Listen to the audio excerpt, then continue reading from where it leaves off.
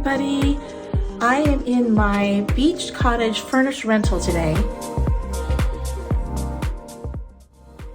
My tenant is coming in on Sunday, so I've got 3 days to do a few improvements. I always like to do a few improvements in between tenants, or guests as I call them. And this is one of my most recent renovations. You guys who are new to the channel can check out some of the little projects I've done in this cute little room. This was one of my favorite. It still feels so good. It doesn't feel sticky or tacky. It actually feels very soft. And this is just put on with liquid starch, if you guys can remember. So one of the things I noticed from the last tenant, there was not enough storage for shoes. Shoes take up so much space, as you guys know. So in this closet, even though it's a good sized closet, and these doors, they're solid wood.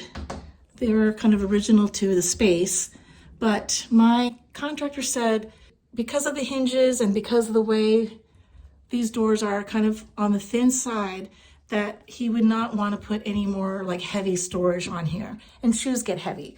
If you live in a small space and you don't know what to do with all your shoes, this is a quick tip on how you can store your shoes and maximize all your vertical storage potential. Behind the bedroom door, there is this wall. So let me show you what I'm thinking for this wall. Just to give you the lay of the land, here's the bed, here's the desk alcove, and here's where I would be putting the shoes on this wall. I'm going to do a little bit of an unboxing, just so you know that it comes all pre-assembled. And if you're like me, you don't want to have to assemble everything from scratch. It goes like this. And the quality is fantastic. I'm not getting any endorsements from this company, but it gets rave reviews on Amazon. I have 3 of these. So the first one's gonna go here. Okay. And then you open this up and you can adjust it, and it's very, very solid. Just bought my shoes just in case for demonstration purposes. So these will be affixed to the wall.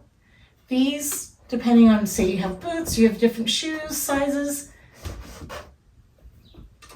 and they can hold 3 to 4 shoes depending on your size of shoe and how wide the shoes are. One is going to be here. I'm going to skip one. Second one is here. And then one more will be going down this way.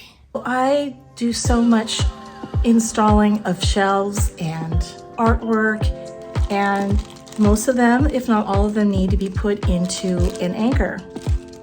And the anchors and the screws that come with all of these pretty inexpensive shelving, I do not use them anymore. I buy my own anchors and I buy my own screws and use those instead. So let me explain. I don't ever know what exact drill size needs to go with what anchor.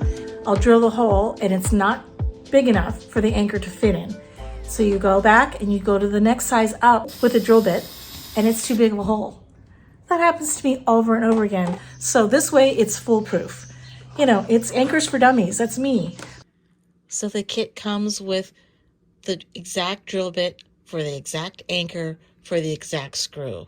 You cannot mess it up. It's awesome. Let's start measuring the wall for the shoe rack. So the center of my wall is 24 inches. If you wanted to transfer the holes onto the wall with a pencil, your pencil wouldn't fit all the way through to touch the wall. I find this little tool indispensable when I'm installing any kind of shelving, and it's called an awl. This awl will fit all the way through so that it will poke a little hole into the wall. I've already marked the center of my shoe rack, if you can see the pencil mark. I'm just making the hole a little bit bigger.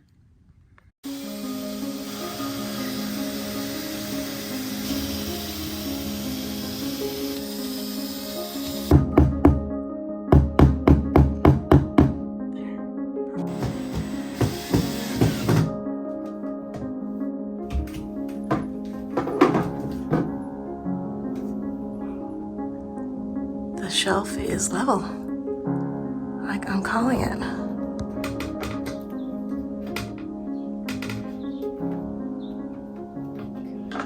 Here. I wanted to make sure I allowed enough space in between each shoe rack. So I thought, maybe a woman's size 10 is about 11 inches in length. So that's what I did, is I allowed 11 inches in between each shoe rack.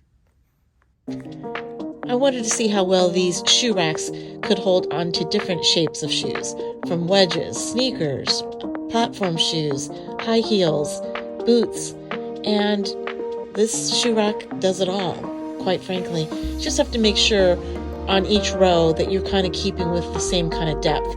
So the top row might just all be sneakers, the second row might be all boots, and the third row might be all high heels.